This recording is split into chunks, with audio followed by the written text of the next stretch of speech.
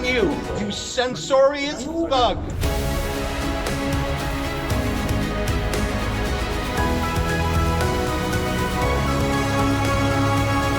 Look at this disgraceful publication by my alma mater, the University of Calgary. It's from their very fancy School of Public Policy. And it's called, you can see the cover of it here, it's called Disinformation and Russia-Ukrainian War on Canadian Social Media. Now that's interesting to me because there is an enormous amount of disinformation about that subject. War is a hothouse for disinformation.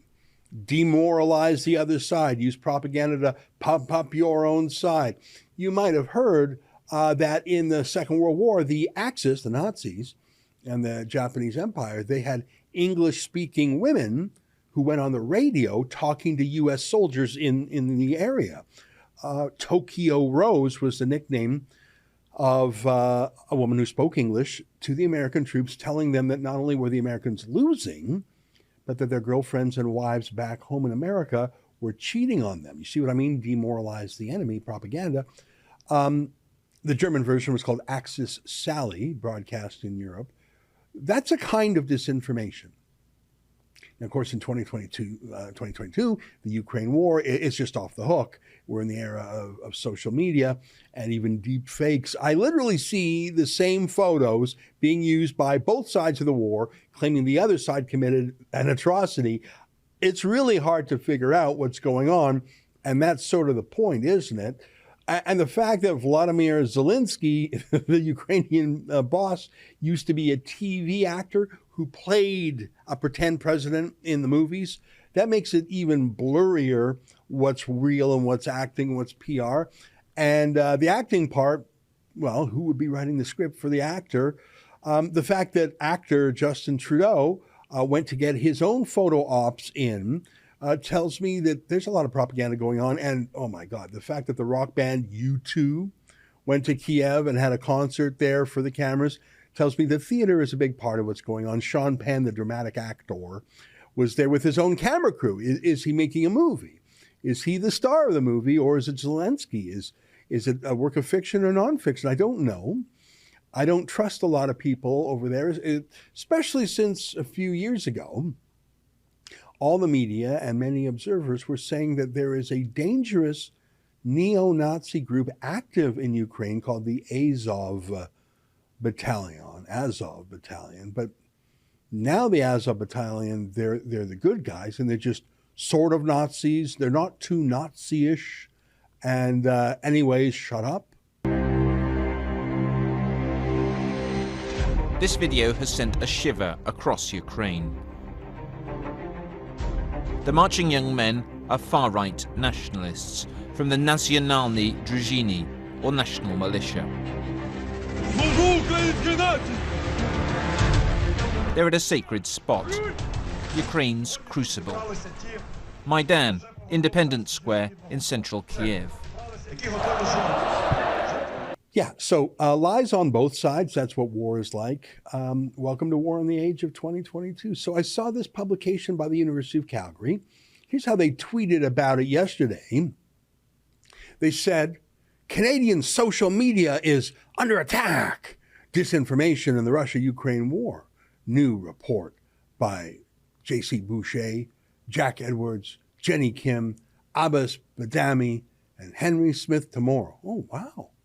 Wow. So they're attacking social media here in Canada. Like, how are they attacking? Are they hacking anything? Did they knock Twitter offline for a bit? What do they mean by an attack? Attack by whom?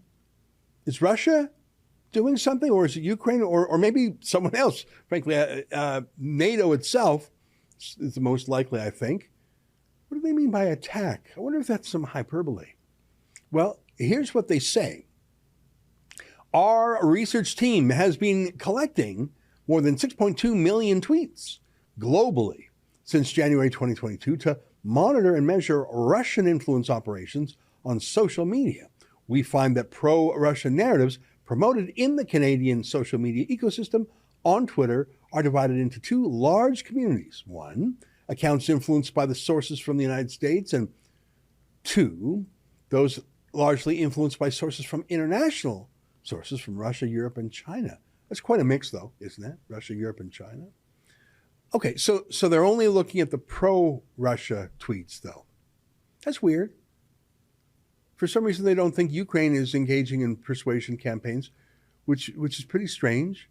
And it maybe gives you a hint that just maybe this isn't actually a real study. It's, maybe it's a little bit of disinformation itself. They say that pro-Russian narratives were influenced by the U.S. or by Russia. I wonder how they know what influences someone to say something, and how do they decide that? Well, they tell us a little bit. I'm going to read this next paragraph in full. First, pro-Russian discourse on Canadian Twitter blames NATO for the conflict, suggesting that Russia's invasion was a result of NATO's expansionism or aggressive intentions towards Russia.